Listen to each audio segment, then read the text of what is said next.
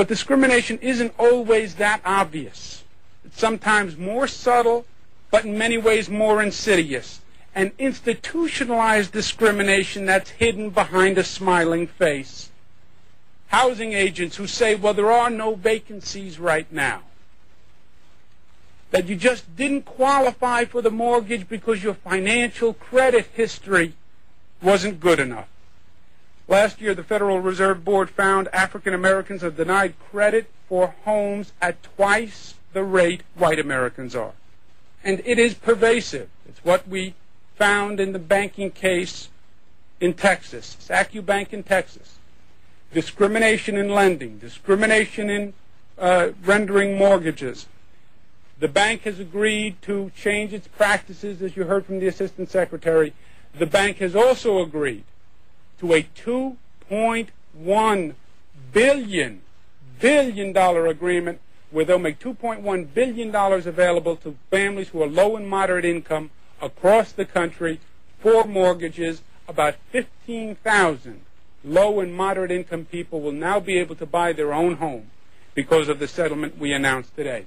$2.1 billion is by far the largest settlement ever rendered to the federal government to settle a fair housing case. And in closing, the message of today is clear. You've heard it from a number of us now. This is a nation of laws, and this administration will enforce the laws. We'll take questions at this time. Yes, sir. Well, $2.1 billion that would not have been available to families of low and moderate income, low and moderate income families across the country. About 15,000 families we estimate will get mortgages who would not have gotten mortgages otherwise.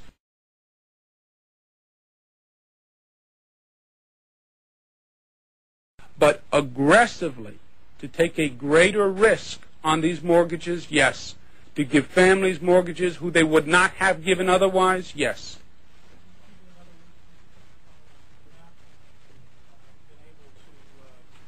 Get the loans at all. They wouldn't have. They would not have qualified, but for this affirmative action on the part of the bank. Yes.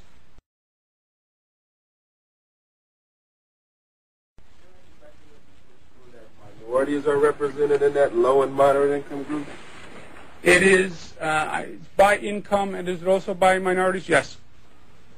With the $2.1 billion, lending that amount in mortgages, which will be a higher risk, and I'm sure there'll be a higher default rate on those mortgages than on the rest of the portfolio. That is the remedy that we sought, and the remedy that I would prefer. 15,000 families. This is of a scope so beyond anything that we've really done in the past. We had one settlement just a couple of weeks ago, which was part and parcel of this, which is in the range of about $1 billion.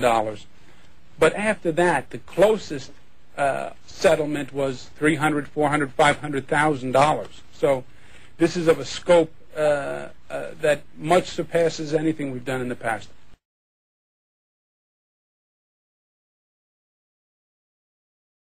There was the Community Reinvestment Act, or CRA, passed in 1977 during Jimmy Carter's first year in office. The law increased oversight of financial institutions to ensure that they were giving credit to low-income families. We're going to make sure those banks do it and they don't discriminate. But the law went overboard. Institutions made loans they probably didn't want to make because they couldn't seem racist. It empowered these community groups who would then bully the banks. Acorn bullied the banks. Indeed, ACORN, the Associations of Community Organizers for Reform Now, would before long come up with a new tactic, challenging a thrift merger in Illinois, claiming they didn't make the kind of loans that ACORN felt were required under the CRA.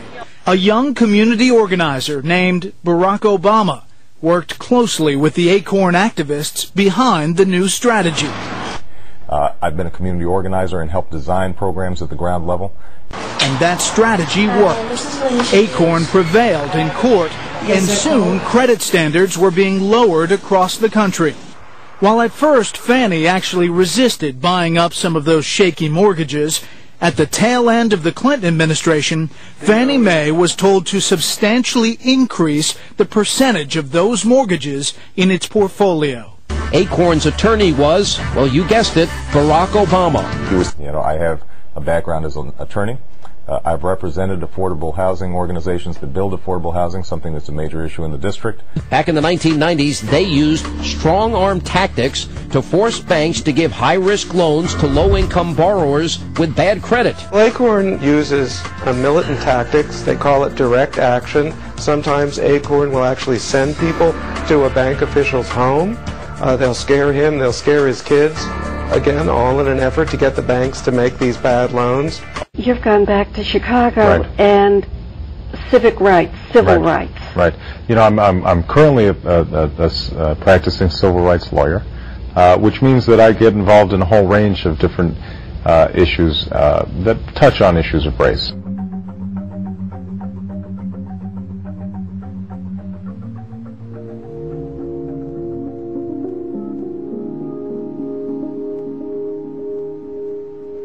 We look at the subprime mortgage fiasco that's taking place today.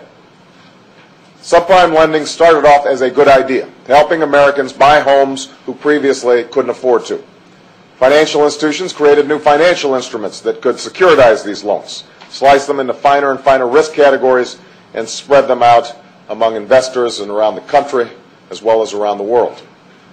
In theory, this should have allowed mortgage lending to be less risky and more diversified. Who do you think is to blame for this current mortgage and credit crisis? Who do we see about that? Well, I think there are a lot of folks who have to take some responsibility. The original idea was a good one, which was, let's see if we can distribute risk more broadly and make it easier to provide loans to people who otherwise might not be able to get them. Now, up until then, Acorn has managed to fly below the radar, but their dangerous practices are coming back to haunt them and the rest of the country. The economic crisis facing the nation is due in large part to this disastrous decision by financial institutions Fannie Mae and Freddie Mac to buy up risky loans from small banks.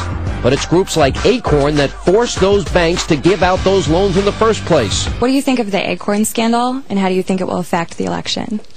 The Acorn scandal is a big one. Acorn has received over $760 million in fees alone. This is what we know about, and there's a lot of stuff that's still kind of bubbling up to the surface. But here's an organization that essentially helped strong-arm a lot of banks into making loans to people who couldn't pay them off, so the so-called ninja loans, no income, no job, no assets. At the heart of what has kind of brought about the financial collapse is this rather unconventional idea that we would just loan money out if a person had a pulse.